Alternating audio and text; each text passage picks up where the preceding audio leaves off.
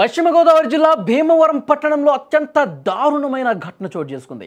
ఒకే ఇంట్లో 2 హత్యలు జరిగాయి. ఆ హత్యలు చేసింది కూడా ఆ కుటుంబ సభ్యుడే. మతిస్థిమితం సరిగా లేని ఒక వ్యక్తి తన తల్లిని, తమ్ముణ్ణి అత్యంత కిరాతకంగా, దారుణంగా, దుర్మార్గంగా చంపేశాడు. ఈ సంఘటన స్థానికంగా తీవ్ర కలకలం రేపింది.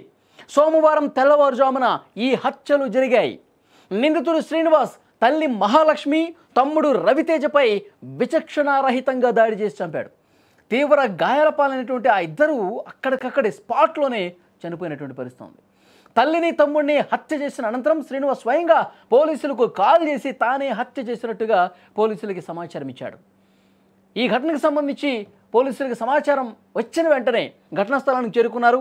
ఆ నిందితుడిని కూడా అదుపులోకి తీసుకుని విచారణ చేస్తూ ఉన్నారు.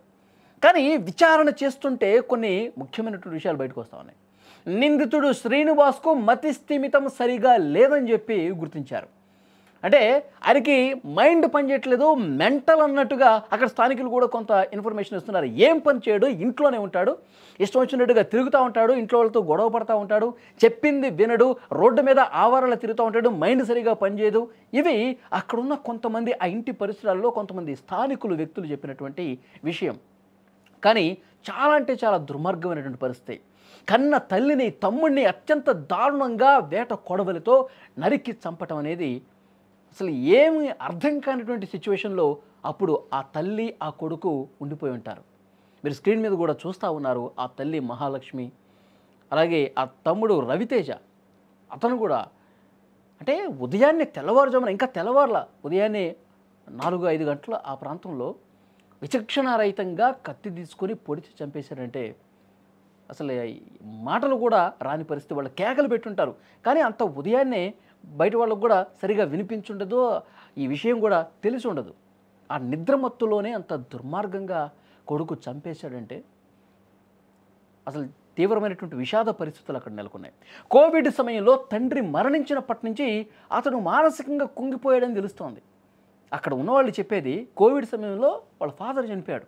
అప్పటి నుంచి కూడా దిగాలుగా కూర్చోవడం, అప్పటి నుంచి కూడా సరిగా మైండ్ పనిచేయకపోవడం, జాబ్ కూడా ఇది అంతకుముందు చేసేవాడంటే అది మానేసి ఇంట్లోనే ఉండటం, ఏదో గొడవలు పట్టడం, ఇలాంటివి జరుగుతూ ఉండేవి. కానీ ఇంత దుర్మార్గంగా మెంటల్ ఉంటే అతన్ని మానసికంగా బాగు చేసే విధంగా ప్రయత్నం చేసుంటే బాగుండేది మా కుటుంబ సభ్యులు. ఆ ఇంట్లో అలా ఉంచేయటం వల్ల ఆ మానసిక సమస్య పెరిగి పెద్దగా అయిపోయి ఏం చేస్తున్నాడో, ఎలా ప్రవర్తిస్తున్నాడో కూడా తనకు తెలియక ఇంట్లో ఉన్న కుటుంబ సభ్యుల్ని, తల్లిని, తమ్ముడిని చంపే పరిస్థితికి వచ్చాడు. ఒకే కుటుంబంలో జరిగిన ఈ 2 హత్యలు భీమవరం పట్టణాన్ని షాక్కి గురి చేసినటువంటి పరిస్థితి ఉంది. చాలా దారుణమైనటువంటి విషయం. తల్లి, తమ్ముడిని వాళ్ళు నిద్రపోతున్నటువంటి సమయంలో అతనికి మరి ఆ చంపాలన్నటువంటి ఆలోచన ఎందుకు వచ్చిందో, మరి తరచుగా గొడవలు జరుగుతున్నటువంటి సందర్భంగా నువ్వు ఇంట్లోనే ఉంటావు, ఏం పని చేయవో, అసలు నీకు మైండ్ పని చేయట్లేదు, ఇలాంటివి గొడవలు జరుగుతున్నటువంటి సమయంలో అది మైండ్లో పెట్టుకుని ఉదయాన్నే మరి రాత్రంతా పడుకున్నాడో లేదో తెలియదు, కేవలం చంపాలన్న ఉద్దేశంతోనే అతను అట్లా బిహేవ్ చేశాడో తెలియదు. సో పోలీసులు ఇన్వెస్టిగేట్ చేస్తూ ఉన్నారు. అక్కడ స్థానికుల నుంచి వచ్చినటువంటి ఇన్ఫర్మేషన్ మాత్రం అతను మానసికంగా ఇబ్బంది పడతా ఉన్నాడు, మానసిక సమస్యలు ఉన్నాయి, మానసిక రుగ్మతతో బాధపడతా ఉన్నారు. మరి అతనికి చికిత్స చేపిస్తే ఇంత జరిగి ఉండకపోవచ్చు. కానీ అక్కడ స్థానికులు మాత్రం ఇదే విషయం చెప్తున్నారు. ఆవారగా తిరుగుతూ ఉంటాడు, ఇష్టం వచ్చినట్టుగా ప్రవర్తిస్తూ ఉంటాడు, తల్లిని, తమ్ముడినే చంపే పరిస్థితి వస్తుందని చెప్పి అసలు మేము ఊహించలేదు. నిజంగా మాకు షాక్ అయిపోయాం అట్లా బిహేవ్ చేస్తాడని. ఇంట్లో ఉన్న ఒక కత్తి తీసుకొని చంపేశాడు. చాలా దారుణమైనటువంటి విషయం. ఇంకా ఇన్వెస్టిగేట్ చేస్తూ ఉన్నారు. ఇంకా వెంటనే అతను చంపిన తర్వాత పోలీసులకు ఫోన్ చేశారంట. మరి పోలీసులకు ఫోన్ చేసి లొంగిపోవాలన్న తెలివి ఉందంటే ఇక్కడ కూడా కొన్ని అనుమానాలు వ్యక్తమవుతున్నటువంటి పరిస్థితి ఉంది.